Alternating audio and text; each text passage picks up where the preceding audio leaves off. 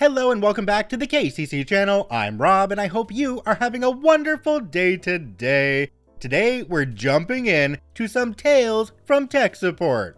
Before we start, if you're new here, make sure to hit that subscribe button. It's completely free and you can always change your mind later. But if you stick around, my friend Carmen here just might have some cookies for you in the near future. This story comes to us from Travel Freak. If you allow users to get lost, they will. I've recently taken over support for an online survey platform that my workplace is developing. We have two domains that we service ourselves, a generic site which has paywalled features and Site Academia, which is accessible to anyone in academia for free. We also offer white label options for other companies to host our tool on their own servers, or we can set up a virtual domain for them with custom skins and a URL reflecting their company name. These companies are given two options for managing their users. They can disable the default registration page and have all users added internally by a manager, or they can leave the registration page up so that literally anyone who happens to wander over can make an account there. Which isn't really a security risk since basic users can't access anything outside of their own accounts. But still, you'd think that companies wouldn't want random people mooching off a service they're paying for, sometimes even with a limited number of users. There's no way anyone would choose to leave the registration form enabled like that, right? Wrong. Obviously, very wrong. Most of these installations had less than 10 users, but some managers still don't want to enter them manually, so they instead opt to leave the registration form enabled and just tell their coworkers where to make an account. Predictably, that also means that sometimes other external users slip in accidentally. Cue last month, just before the holidays. A ticket comes in with a somewhat higher level of panic than usual, but alright, let's see what we got. Help, I can't log into my account. Miss, I would like to direct your attention to the Forgot Your Password button right beneath the login form where you can reset your password. It says my account doesn't exist. Classic. Probably just another user stumbling over to site from site.academia or vice versa. So I grab her email, check the site.academia user base, and find nothing. But the account does show up in the site database, so problem solved. Just gotta confirm she's on the wrong domain and send her on her way. Miss, could I ask for a screenshot of the page you are trying to log into? I attached the pictures. I could log in now, but my surveys aren't there. Upon reviewing the pictures, I can immediately tell this was going to be a bigger problem than I anticipated, both because she was actually logging into the right domain, but also because the screenshots I received were photos she took of her computer screen with a phone. I put down my cup of tea and dig in. I expand the user details in the site database and see that not only is the account empty, it's also just been created minutes ago, probably right before I looked it up. And upon exiting the search, I can now also see about 4 or 5 more new accounts with her name and various different emails. Hotmail, Yahoo, 3 different Gmails, the whole suite. I guess in a state of pure panic, she started registering with new accounts in hopes of finding her old data there somehow. Beats me. I take all those addresses and run them through the site.academia database just to confirm she really doesn't have an account there. I also do a more generic broad match search with her name and nothing comes up. But she didn't have an account on the site domain before today. So either she was hallucinating using our service or we'd somehow lost an entire user and all their data. Which would be a first, but technically not impossible. Definitely not what I want to send to our dev team first thing in the morning though. So before committing the cardinal sin of prematurely escalating a ticket, I consider that maybe she has somehow wandered over to our generic site domain from a private company domain instead. Her email replies did come with a signature and a footer of a kindergarten? Not our usual clientele, but okay. I checked the list of our business clients and nope, they're not on there. On the verge of giving up and with her account still nowhere to be seen, I throw a Hail Mary and hope she can at least help me with a proverbial smoke signal as to the general direction of where the F this account is supposed to be. Miss, could I ask you to search your email inbox on this email for standard account confirmation subject template and forward us that message if you find any? I wait. I go back to my tea. The lady clearly has a small armada of email accounts at her disposal, so my hopes aren't high. But if we can find her account confirmation email, at least we'll narrow down what domain she registered on and with which email.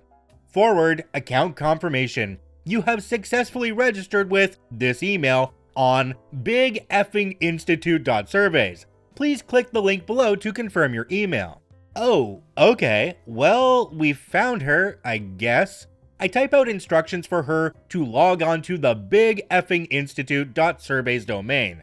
But as I'm copy-pasting in the template explanation that accounts are not merged between different domains, and so on, it does occur to me that this is still kinda weird, because Big Effing Institute has a very rigid corporate structure, and they're generally strict about their users not signing up with personal emails.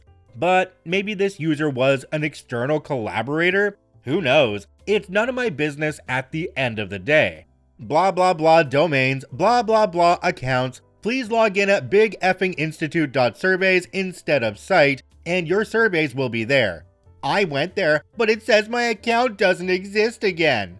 Great, we're back at the start again somehow.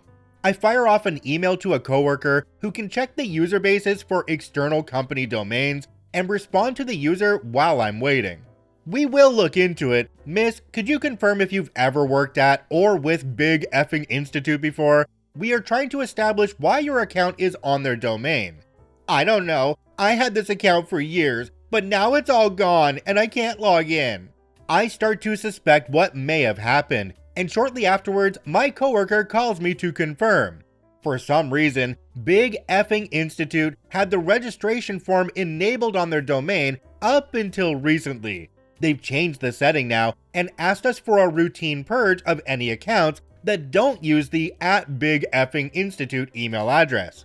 The purge is something we usually apply to remove employees' personal email accounts, but it obviously works for lost users as well.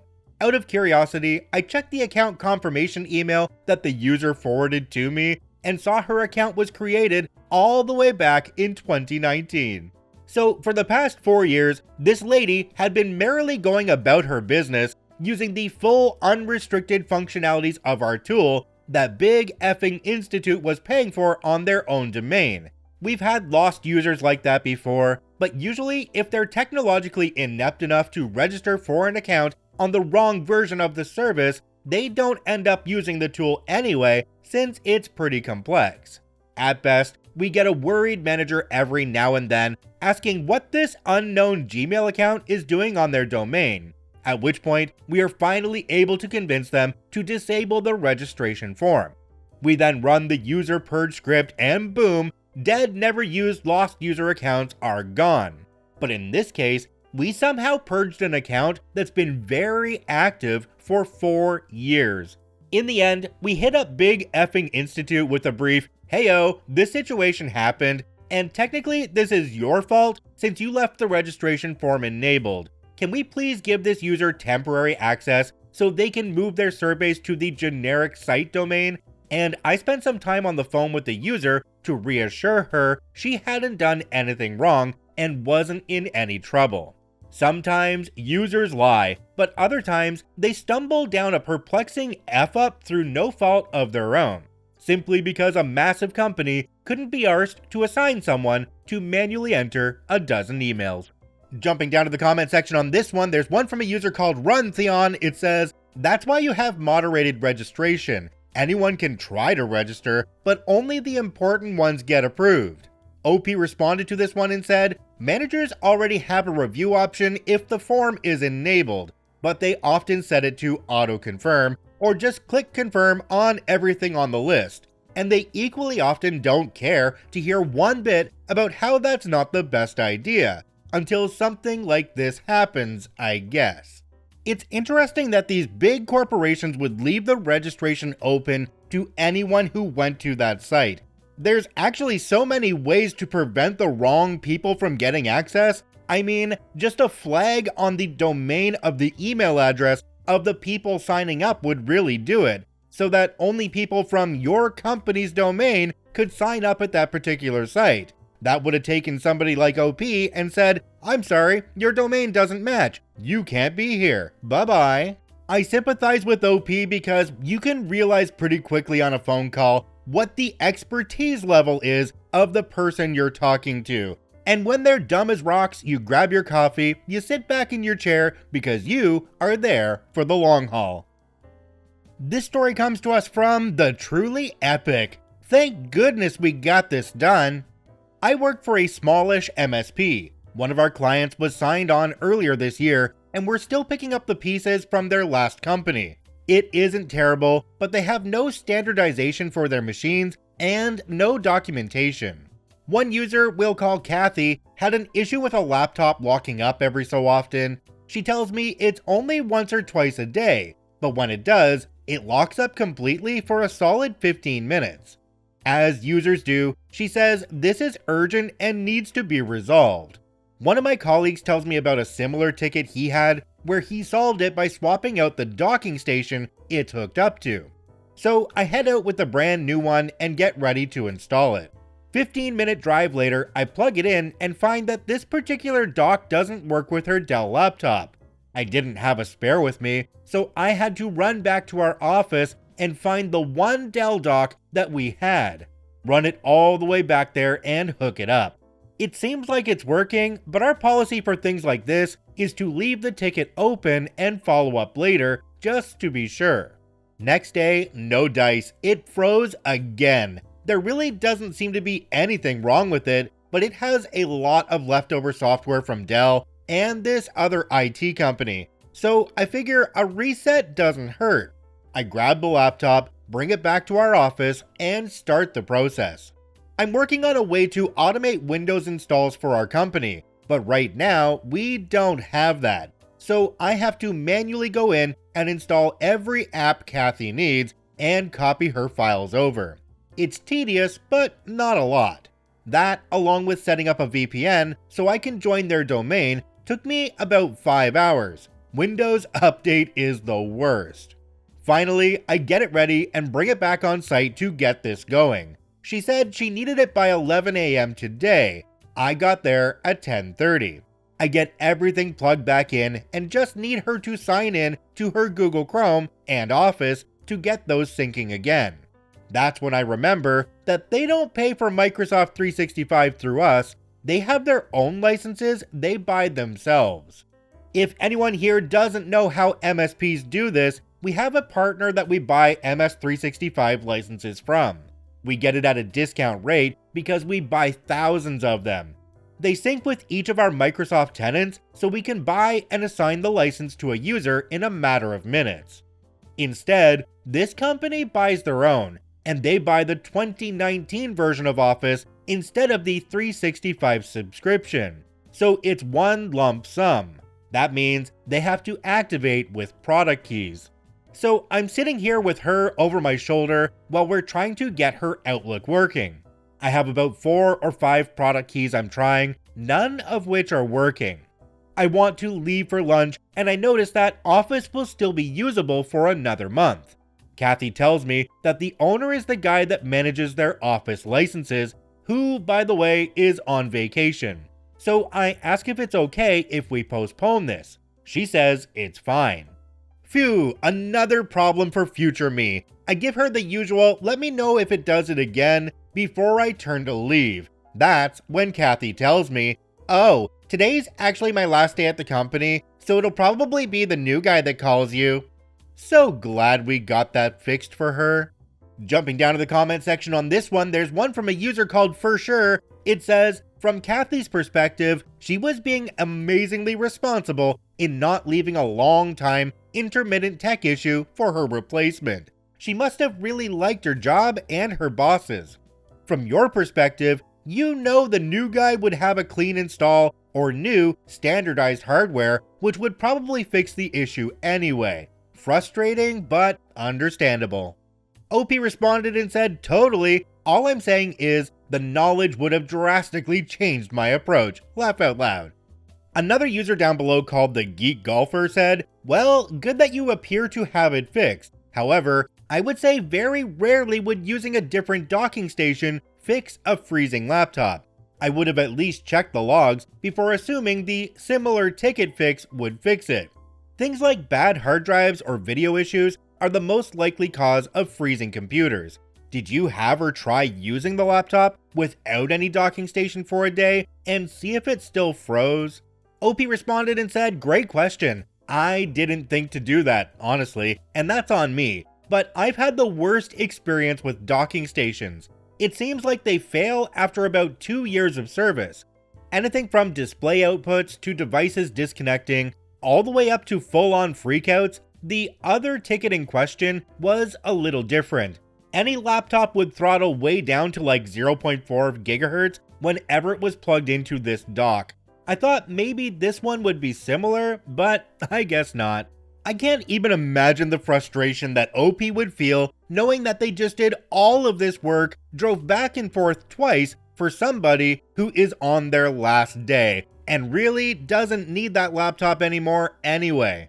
I'd like to know what you guys think though. Do you think she was just oblivious to the fact that it didn't need to be done right away? Or was she actually making sure that the next person in that job had a laptop and docking station that worked? Comment down below.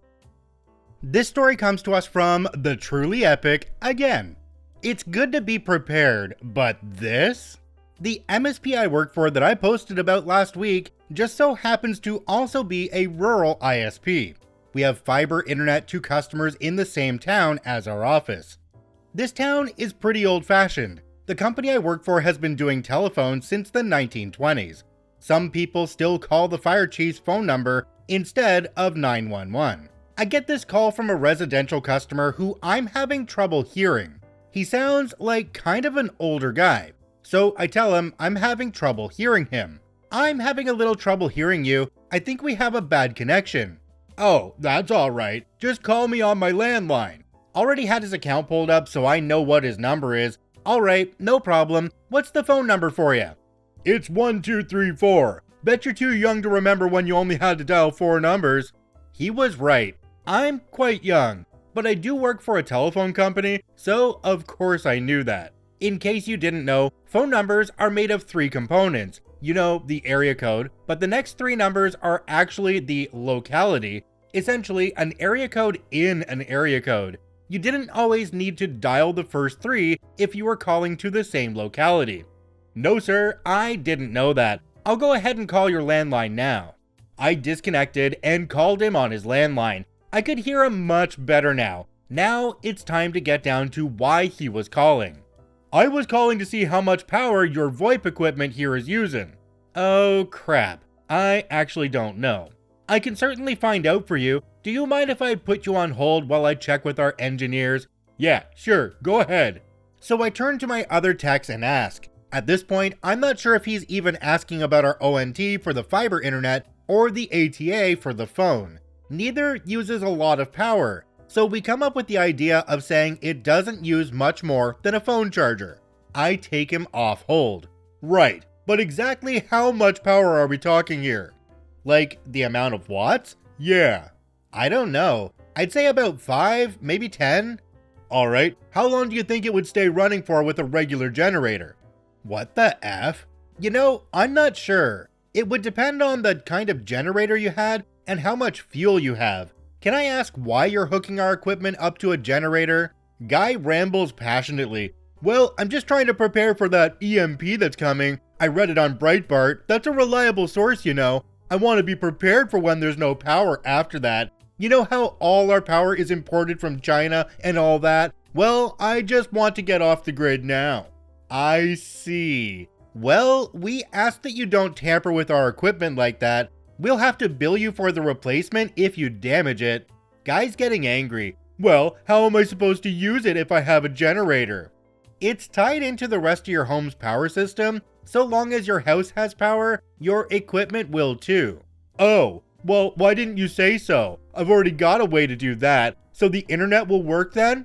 Well, sir, in the event of an EMP, our service and equipment will be taken out with it. Even if you have power, we won't. Well, you should talk to your bosses about getting a generator then. I did not want to tell him about how EMPs actually work, how we, in Idaho, get our power from the many, many river dams, or how we actually do have a diesel generator the size of his trailer he lives in, and backup batteries to last us for about 2 weeks with no power. I definitely will. Have a great rest of your day. I guess it's good to be prepared. Jumping down to the comment section on this one, there's one from a user called Data3263. It says, I'm glad he's preparing for an EMP with a generator, but I hope he also invests in tinfoil hats. Alright, let's be honest, if you're in an area where an EMP hits, the least of your worries is going to be your internet access, because anything around you that has a computer chip in it, and honestly some things that don't but are plugged in, they're just not going to work anymore. Ever. They'll be toast, and you won't be able to use them again. So if he's talking about his internet, okay, but your computers aren't going to be working, your lights probably aren't going to be working either, your fridge won't be working, anything that has a chip in it will be toast. This guy doesn't seem to understand that.